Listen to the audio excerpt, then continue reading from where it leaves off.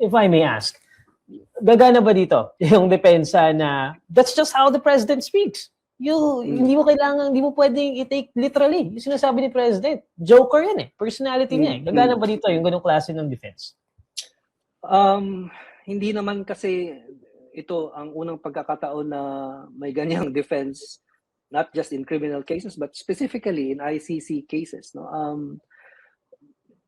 May mga akusado sa ICC na, you know, they make speeches, they hold press conferences, they issue commands and encouragement to their armed groups in other countries where there are ICC cases, and those claims have never really been taken seriously as a defense by the ICC.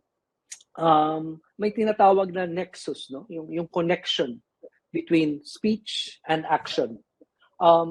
If the ICC prosecutors can show the nexus, yung connection ng speech at saka action, yung sinabi at kung anong nangyari, then nawawala yung visa, kung may visa man, yung nagbibiro lang yan, no? Naalala ko yung spokesperson ni Duterte, laging sinasabi yan, nagbibiro lang.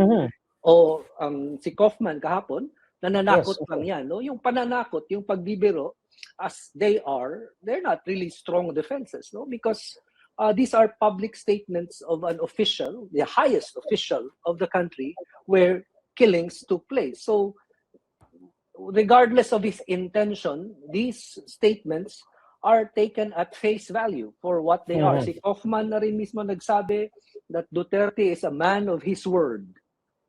Na si Duterte daw ay sumusunod, you know, pinapatunayan ang sinasabi niya. So if that's the case, was he joking or was he serious? No, but it doesn't matter. It's a weak defense. But once you show the connection between speech and action,